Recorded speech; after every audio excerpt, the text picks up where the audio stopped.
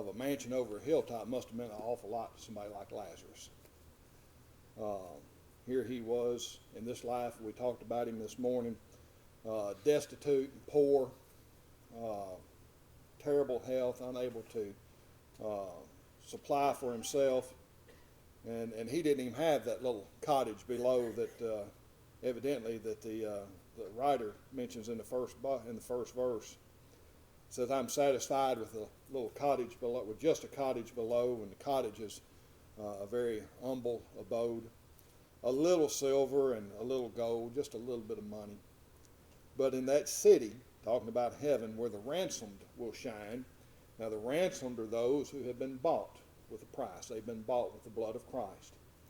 In that city where the ransom will shine, I want a gold one that's silver lined. He wants a home in heaven. He wants a mansion in heaven. And certainly Lazarus had that. Lazarus got that home in heaven, and that ought to be what we're looking for. Our goal should not be mansions and wealth and fame here in this life. Our goal in this life should be to have that home in heaven with God. I think in this country we kind of miss out on that. That mansion maybe doesn't mean quite as much to us as what it has here in this country, maybe in the past, and as it does in other parts of the world, because as a general rule, even the poorest among us have everything that they need. We just don't have to suffer too much because of hunger, because of lack of food, clothing, and shelter. There are people in this world even today that they don't have the basic necessities of life, and that idea of a mansion over the hilltop of that wonderful home in heaven may mean a little bit more to them than it does to us here in this country. And that may be why so few seem to be interested in doing what God would have them to do. But he goes on in verse 2, "Though often tempted, tormented, and tested, and like the prophet, my pillow of stone. And though I find here no permanent dwelling, I know he'll give me a mansion my own." You talk about someone who's tempted, tormented, and tested, just facing trials and problems at every turn. Again, that's something that, as far as physical things are concerned, we don't face too much in this country, but certainly Christians have faced this and dealt with this in the past, and they're actually doing it in parts of the world today.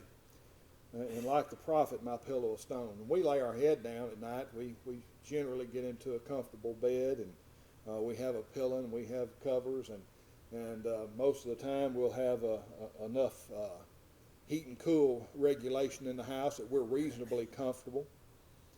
But we don't have to worry about laying our head on a stone. And we have generally permanent dwellings here as far as physical things are concerned. Many people don't even have that. Many times the people of God throughout the past have lived in tents. They lived in tents. But this man's looking forward to that mansion his own. And in spite of the lack of wealth, in spite of this a really safe and secure house, and in spite of the problems that this man is having in this life, he says there in verse 3, "Don't think me poor or deserted or lonely." He said, don't feel sorry for me. Just because things aren't going great for me in this life, I'm not discouraged. I'm heaven bound. I'm just a pilgrim in search of a city. I want a mansion, a robe, and a crown. He said, don't feel sorry for me. I'm headed to where I need to be. I'm headed to heaven. I'm heaven bound. I'm just a pilgrim. In other words, he understands that in this life he's just passing through. This is not the permanent abode for any of us. All of us are just pilgrims here in this life. He's looking for that city where he can have a mansion, a robe, and a crown, talking about in heaven. I've got a mansion just over the hilltop in that bright land where we'll never grow old. And someday yonder, we will never more wander, but walk the streets that are pure as gold. Not going to be wandering around like a pilgrim anymore. There's going to be a permanent dwelling. We will have an eternal dwelling in heaven with God when this life is over, if we've been found faithful to him. I thought that was kind of striking after we had talked about Lazarus so much this morning, that just a complete contrast of what's waiting and what was waiting on Lazarus as to what many Christians have to go through here in this life. Well, our lesson this morning. All right, here we go again.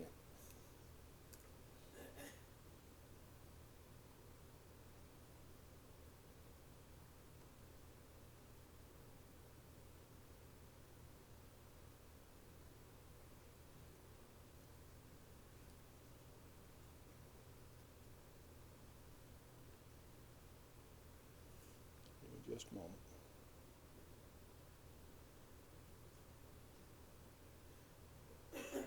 You need Taylor to help you? He wasn't much help last time, but I may.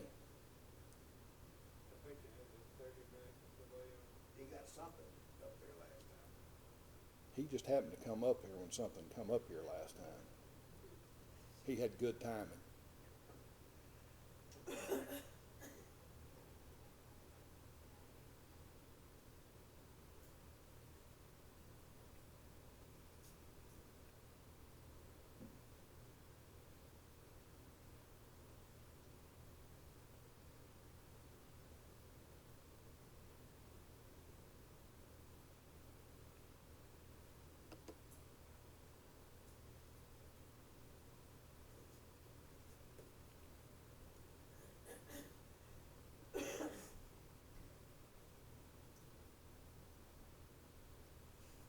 Let's see what shows up here. That's what I was afraid of. Tyler, you know how to get it off of that?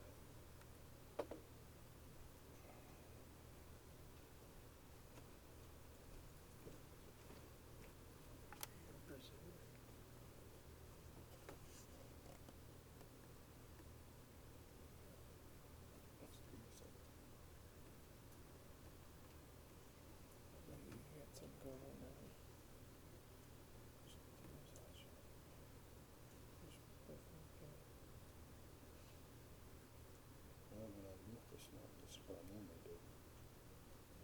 But obviously that's not working out, huh?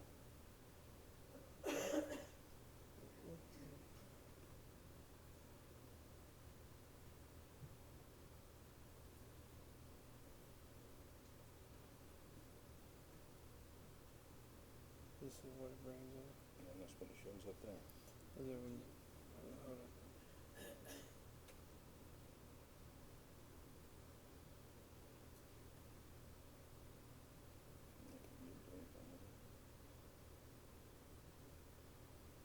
Yeah, let me just go back through this time.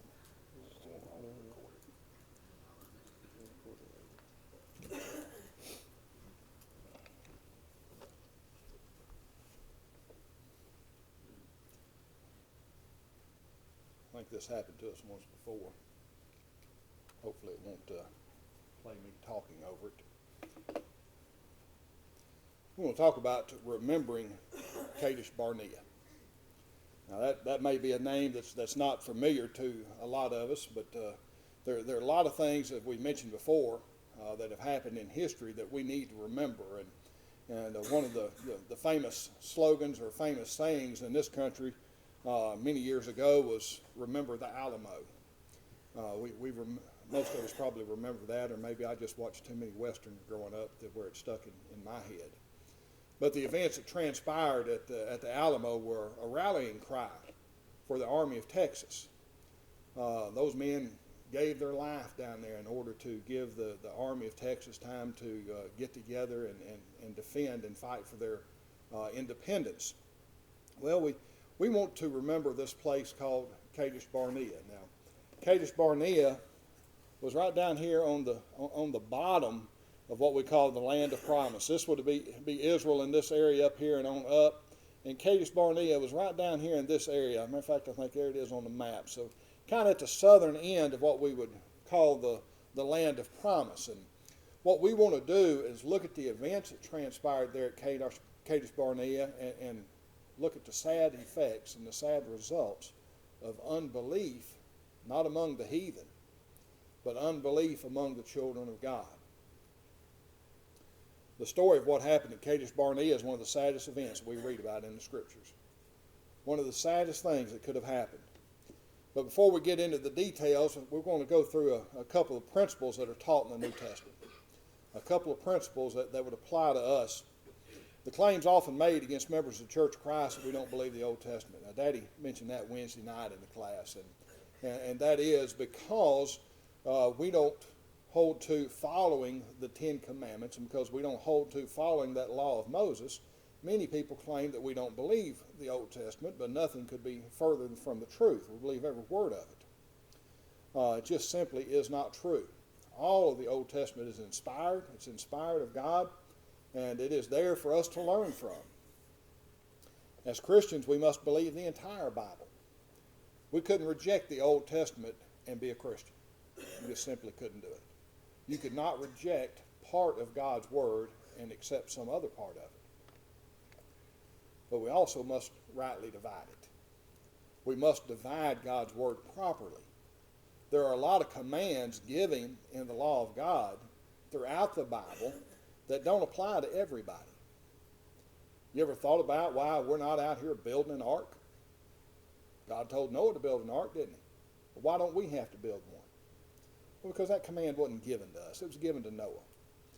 God gave Adam the command to name all the animals. Well, why don't we go out and give all the animals new names? Well, that command wasn't given to us. God gave it to Adam. And there were commands that were given to specific individuals and specific groups of individuals that don't apply to everyone. And that's one of the cases that we have with the Old Testament.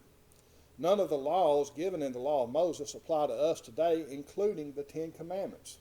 Those laws were not given to people today. Those laws were not given to Christians. Romans chapter 10 and verse 4 tells us, "For Christ is the end of the law," talking about the law of Moses, "for righteousness to everyone who believes."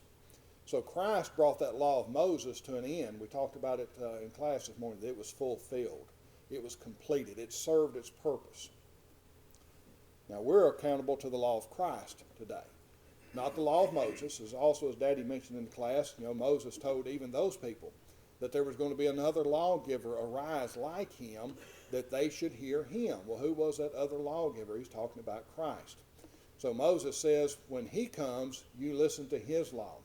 And that's what we're doing now. We listen to the law of Christ. We're no longer accountable to the law of Moses, which included the Ten Commandments. Galatians chapter 6 and verse 2 says, "Bear one another's burdens and so fulfill the law of Christ." Now, there'll be some people that would go so far as to say we don't have any law today, that even Christ doesn't have a law. But we do have a law that has been given by Christ that we have to obey. Now, just because we don't believe we're accountable to those Old Testament laws doesn't mean we can't learn from their examples. We may not be accountable to the laws that they lived under. Those laws were given to somebody else, but there's certainly things and principles taught in the Old Testament that we can learn from, and much of the New Testament refers back to that. Romans chapter 15 and verse 4 says, "For whatever things were written before were written for our learning." That's those Old Testament scriptures. They had the completed Old Testament at the time of Christ. All of those things have been written down, and they had many copies of it.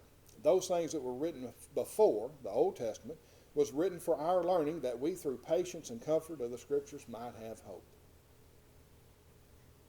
There are many valuable lessons learned from the Old Testament. There's a lot of lessons we can learn from the Old Testament that helps us be better Christians today. Many of the things in the Old Testament were symbolic of things that were going to take place in the New Testament.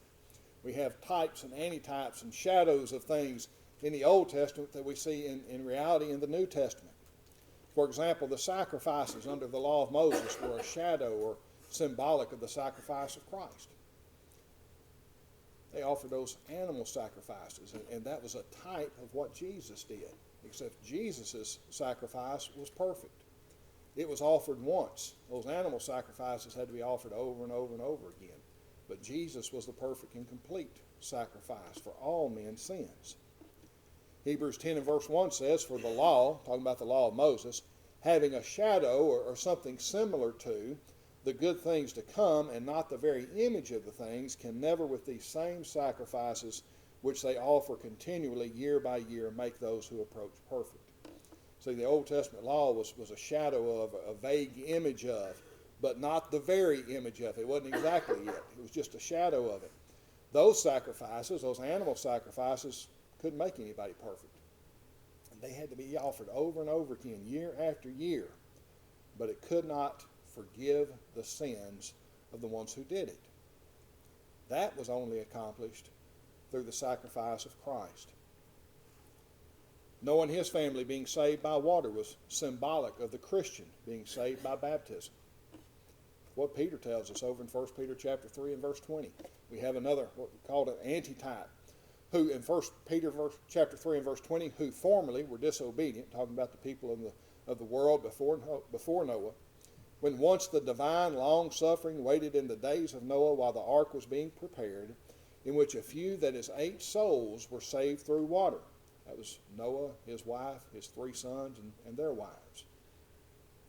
There's also an antitype which now saves us.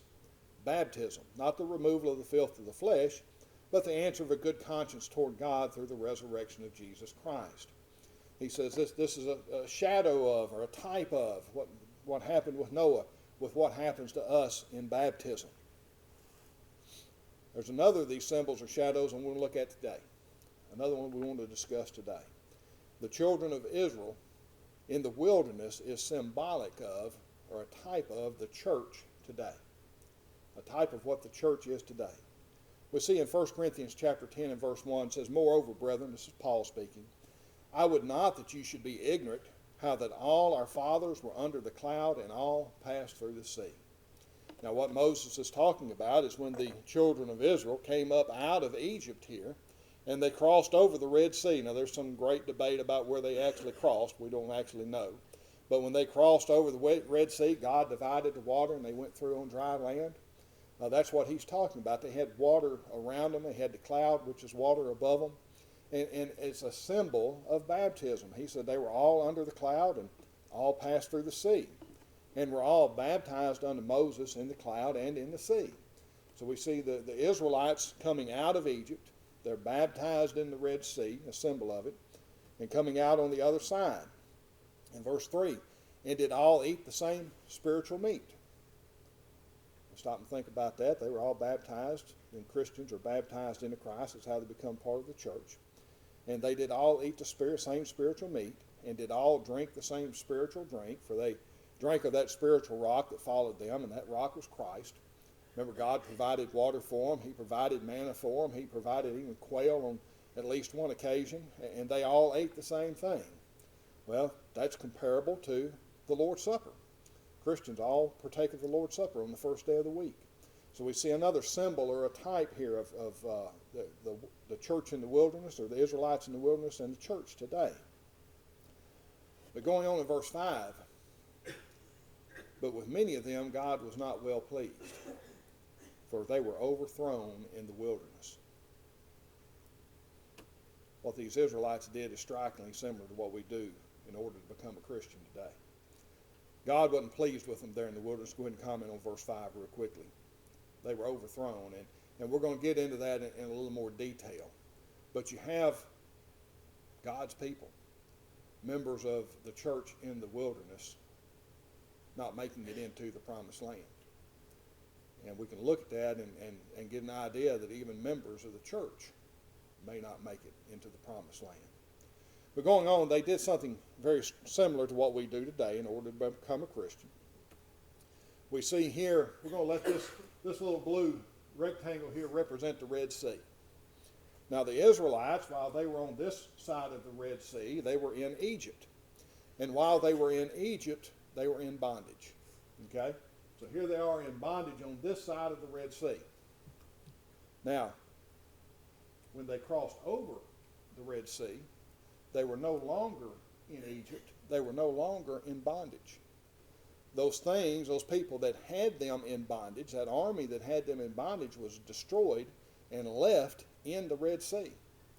Remember, Pharaoh's army and Pharaoh himself all drowned in the Red Sea. So when they came out on this side, they were free from the Egyptians. The Israelites were free. And they were part of that church in the wilderness, that congregation in the wilderness. Now, if we look at this, we'll let this little blue rectangle represent baptism and see the similarities here. Man, when he is on this side of baptism, before he is baptized, is in bondage to sin. Remember, the Israelites were in bondage to the Egyptians. We're in bondage to sin before we're baptized.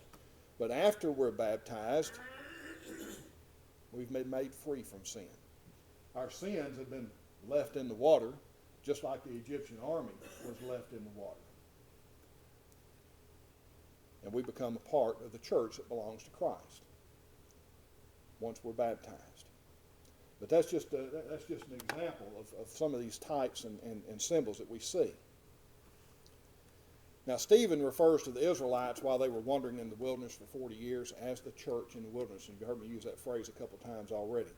They were that church in the wilderness. In Acts chapter 7 and verse 38, Stephen speaking here says, "This is he that was in the church in the wilderness, with the angel which spake to him in the Mount Sinai, and with our fathers who received the lively oracles given unto us." Now, where was they at? They were in that church in the wilderness. While they wandered, they were even called a church. Now, this church looked for the promised land. These people that were part of this church, these Israelites that were part of this church in the wilderness, looked for the promised land, which was, as we mentioned a while ago, the land of Canaan, which was this land in this area up here that God was going to give them. Now, we today look for our promised land. They look for a physical promised land. We look for a spiritual promised land. The church today and members of the church today look for that home in heaven. We're not looking for a physical place, but we're looking for that spiritual home for out eternity. Now, I want us to take a look at what happened to many of those members of the church in the wilderness because of their unbelief. Because they did not believe God, because they didn't trust God. We want to look and see what happened to them.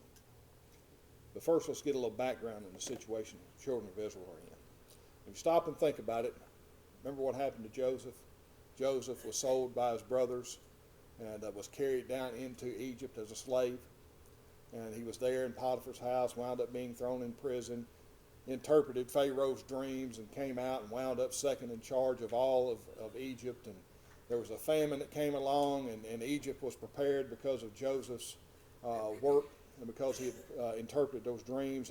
And Joseph's brothers, who were living up in this area, had to come down here to Egypt to get something to eat and take back to their family. Well, eventually the family is reunited, and Pharaoh brings them into Egypt, and he gives them everything that they need and gives them the best of everything. Well, it didn't stay like that. After the death of Joseph, the Egyptians put the Israelites into bondage. They made slaves out of the Israelites. They began to be a little afraid of the Israelites. They were afraid if another army came in and attacked them, that the Israelites would join them, and there were just so many of them that they would overrun them. So they became slaves. Well, eventually, God sent Moses back into Egypt to bring the people out. God sent Moses back in there to lead his people out. And we remember the story of the 10 plagues and the crossing of the Red Sea, as we just talked about. But God brought them out of the land of Egypt. We also remember, because of Pharaoh's refusal to let him go, that God sent those 10 plagues, which finally culminated with the plague of the death of the firstborn. The firstborn of all people and all animals died in Egypt because Pharaoh refused to let God's people go. After this, Pharaoh let them go, but he soon changed his mind and sent his army after the Israelites. He let them go, but after they're gone, he says, you know what, go get them and bring them back. Bring them back. It was at this time that God parted the Red Sea in order to deliver the Israelites from the Egyptians. Now you stop and think about all these wonders and all these signs that these Israelites were beginning to see. Certainly they had probably heard about Moses' rod turning into a snake. No doubt that they saw the plagues that took place, the flies, the frogs, the darkness, the hail, and all the others, the locusts. And then they knew that they were spared from many of these plagues themselves. These things happened to the Egyptians, but did not happen to the Israelites. And especially with the death of the firstborn, they went out and they put the blood on the doorpost and on the lintel. And the firstborn of the Israelites who had done that did not die. They realized that God was sparing them from these things. And then to see this magnificent miracle of the Red Sea opening up and them walking across on dry land, they saw these things. They were eyewitnesses of these things. We read about them, But they saw them. After the crossing of the Red Sea, the Israelites went to Mount Sinai. Now that's where God gave them the law of Moses. And while they were there, they witnessed the thundering, the lightning, and the smoke on the mountain. They heard all this noise. God even gave them water to drink from a rock on a couple of occasions. They even heard God speak from the mountain. Scared them to death. They thought they were going to die. He fed them with manna. God sustained them with manna. This is not something that's ever happened before. And it's not something that's ever happened since. God fed these people with manna. These Israelites had witnessed many powerful miracles that had been performed by the hand of God. God had overwhelmingly proved himself to these Israelites that he was who he was and that he was going to take care of them. But after they left Mount Sinai, they came to this place called Kadesh, Barnea. They came to this place right on the edge of the promised land. I mean, they were right there. It's on the southern border of the land of promise, as we pointed out a while ago. And they had only been about 2 years since coming up out of Egypt. It hadn't taken them very long to get there. They'd spent a good deal of time actually at Mount Sinai. So they were fresh out of Egypt. It was from here that Moses sent the 12 spies into the land. Remember that story of the 12 spies going in to check out the land? Well, Moses sent them in from Kadesh Barnea. Over Numbers chapter 13 and verse 17, we have this story. Then Moses sent them to spy out the land of Canaan and said to them, go up this way into the south and go up into the mountains and see what the land is like, whether the people who dwell in it are strong or weak, few or many. Go in there and just check this place out real good. Whether the land they dwell in is good or bad, whether the cities they inhabit are like camps or strongholds, whether the land is rich or poor, and whether there are forests there or not. Be of good courage and bring some of the fruit of the land. Now the time was the season of the first ripe grapes. It was about harvest time for the grapes. So they went up and spied out the land from the wilderness of Zin as far as Rehob, near the entrance of Hamath. And they went up through the south and came to Hebron. Ahiman, Sheshai, and Talmai, the descendants of Anak, were there. Now Hebron was built 7 years before Zoan in Egypt. We notice here that the descendants of Anak were there. Those were the giants. Goliath was a descendant of the Anaks. So we have the giants there in the land. Then they came to the valley of Eshcol, and there cut down a branch with one cluster of grapes. They carried it between two of them on a pole. They also brought some of the pomegranates and figs. This cluster of grapes was so big it took two of them to carry it. And they brought back some of the other fruit. The place was called the Valley of Eshcol because of the cluster which the men of Israel cut down there. And they returned from spying out the land after 40 days. They went into the land, these 12 men did, and they went all through it for 40 days. They looked it over very well. They saw some of the fruit. They bring some of the fruit back, and now they're about to give their report. It says in verse 26, now they departed and came back to Moses and Aaron and all the congregation of the children of Israel. In the wilderness of Paran at Kadesh, they brought back word of them and to all the congregation and showed them the fruit of the land. You can just imagine how the crowd has gathered. All the children of Israel have come to hear this report that these 12 spies are going to get, and they're starting to show this fruit of the land, this big cluster of grapes and other things that they've brought back that no doubt were very impressive. And these people, I can imagine, were beginning to get a little excited about this. They told him and said, we went into the land where you sent us. It truly flows with milk and honey, and this is its fruit. What a wonderful land it was. God didn't exaggerate when he said this land that I'm going to give you is a land that flows with milk and honey. Nevertheless, these spies, they've gone along with what God has said and been in agreement with what God has said up to this point, but this one word, nevertheless, kind of shows what their attitude is going to be about the things they're going to say in the future. The people who dwell in the land are strong. The cities are fortified and very large. Moreover, we saw the descendants of Anak there. They said, in spite of all this good things, in spite of it being a land that flows with milk and honey, The people there are strong. Their cities are fortified, and there's giants there. The Amalekites dwell in the land of the south. The Hittites, the Jebusites, and the Amorites dwell in the mountains. And the Canaanites dwell by the sea and along the banks of the Jordan. Then Caleb quieted the crowd before Moses and said, "Let us go up at once and take possession, for we are well able to overcome it." You can kind of see Caleb is just seeing the way this thing is headed, and Caleb tries to head it off. He said, "Let's go up right now, y'all. Let's go right now because we can take the land." He knew they could take the land because God was with them. He knew they could because God was with them. He was familiar with, he saw some of those very same miracles that everybody else had seen.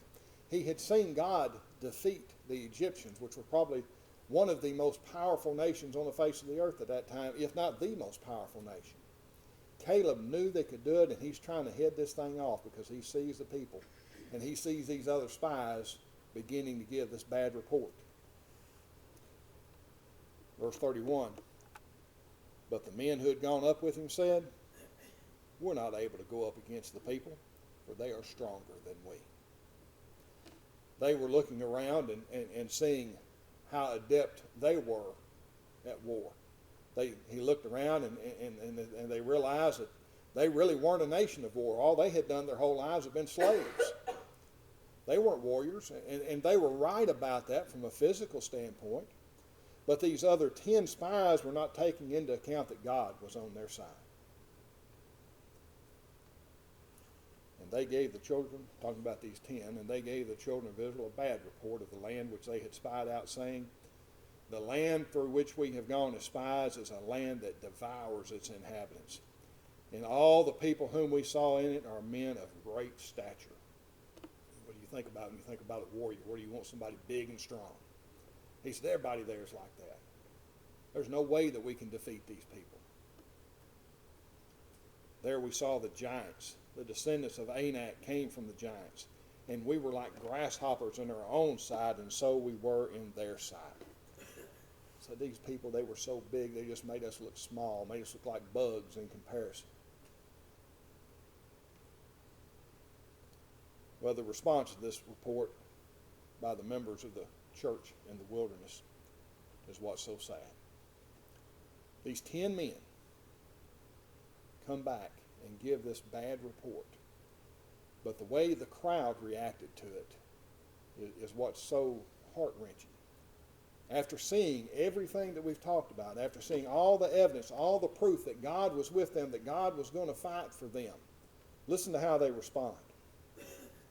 Numbers chapter 14 and verse 1, "So all the congregation lifted up their voices and cried, and the people wept that night." They were sad. They cried about it. They were upset. And all the children of Israel complained against Moses and Aaron. And the whole congregation said to them, "If we had only died in the land of Egypt, or if only we had died in this wilderness." We'd have been better off to have never come out of Egypt. We'd have been better off just to have been slaves in Egypt, or we'd have been better off just to have died out here in the wilderness somewhere. They weren't thinking about God. They were not thinking about what God had already done for them and what God had promised to do for them. Listen to this accusation. "Why has the Lord brought us to this land to fall by the sword, that our wives and children should become victims?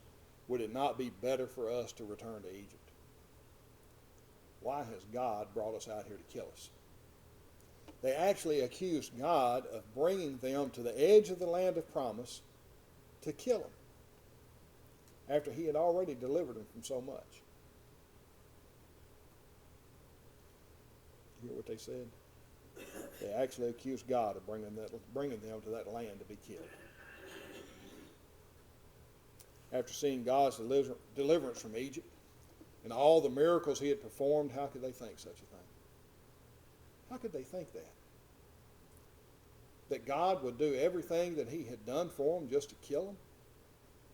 Doesn't make sense. But that's what they thought. Verse 4, they're going to make other plans. God's plan was for them to go into the land of into the land of promise, but they're going to make other plans. So they said to one another, "Let us select a leader and return to Egypt." Let's quit following this Moses. Let's quit following God. Let's pick somebody that'll lead us back into slavery. Let's pick somebody that's going to return us back to the place that we were in bondage and we were so oppressed, rather than follow God.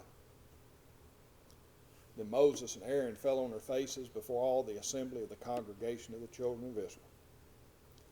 But Joshua the son of Nun and Caleb the son of Jephunneh, who were among those who had spied out the land, tore their clothes. And they spoke to all the congregation of the children of Israel, saying, "The land we passed through to spy out is an exceedingly good land." These two men tried to speak up, and they said, "Look, this is a wonderful place. It's a good land. If the Lord delights in us, and he will bring us into this land and give it to us, a land which flows with milk and honey." God's going to give it to us. All we have to do is obey him. If we obey God, he's going to delight in us, and he'll give us this land. They go on and encourage them in verse 9, "Only do not rebel against the Lord, nor fear the people of the land, for they are our bread. Their protection has departed from them, and the Lord is with us. Do not fear them." Well, that's some good advice for us. If we're doing what God wants us to do, we don't need to fear anybody, because God is with us. Now, we know that people today can take our life. They can beat us. They can throw us in prison. They've done it to Christians many times in the past. But we're not to fear those who can destroy the body. We're to fear the one that can destroy the body and the soul in hell, and that's God. Don't be afraid of man. And this is what they're telling us. Look, God's on our side, and God was going to give them a physical victory. He was going to give them physical victory. He says here that their protection has departed from them. They cannot protect themselves when God is with us. Even after the pleading of Joshua and Caleb, the people were still determined not to go into the land. They were determined that they would not go into the land of promise. Instead, they thought it was a better idea to stone Joshua and Caleb. These two men standing for what's right, standing up for God, making the argument to obey God. Well, the crowd, the congregation, the church in the wilderness figured it was a better idea to just take them two out and stone them. Verse 10, "And all the congregation said to stone them with stones. Now the glory of the Lord appeared in the tabernacle of meeting before all the children of Israel." It got to that point, and God put a stop to it. God put a stop to it. He appeared in the tabernacle. Then the Lord said to Moses, "How long will these people reject me? How long will they not believe me with all the signs which I have performed among them?" God said, could not have given them more evidence, could not have given them more definite proof, and they still do not believe me. You know, Moses had to go on here and plead with God not to just wipe them out. God was ready to wipe them out and just start over. But God did still bring a severe judgment on them. Although Moses was successful in keeping God from wiping them out and pleading with God for them, God still punished them severely because of this. In Numbers 14 and verse 22, he says, "Because all these men who have seen my glory and the signs which I did in Egypt and in the wilderness, and have put me to the test these 10 times, and have not heeded my voice, they certainly shall not see the land of which I swore to their fathers, nor shall any of those who reject me see it." He's saying that part of this church in the wilderness, the majority of this church in the wilderness, is not going to make it into the land of promise. Even though they've been freed from bondage, been baptized in the Red Sea under Moses, they'd seen all these miracles, they still were not going to make it into the promised land. Verse 29, it says, "The carcasses of you who have complained against me shall fall in this wilderness. All of you who were numbered according to your entire number from 20 years old and above." Everybody over 20 years old was going to die in the wilderness, except for Caleb the son of Jephunneh and Joshua the son of Nun You shall by no means enter the land which I swore I would make you dwell in. But your little ones, whom you said would be victims, I will bring in, and they shall know the land which you have despised. But as for you, your carcasses shall fall in the wilderness. When the Israelites were numbered after coming out of Egypt, there were 603,550 fighting men 20 years old and above. That's a lot of people. Only two out of that church in the wilderness made it into the promised land. Of the group of adults that had been baptized into Moses in the Red Sea and had been part of the church in the wilderness, only two made it into that promised land. That's sad. And it's because of the events that transpired there at Kadesh, Barnea, because of their lack of belief. Well, this is going to be a two-part lesson. And what we're going to do at this time is we're going to close this first lesson, and then we'll get started in just a few moments after a couple of songs with the end of the lesson in the next service. Appreciate everybody's attention, and we'll have a short intermission.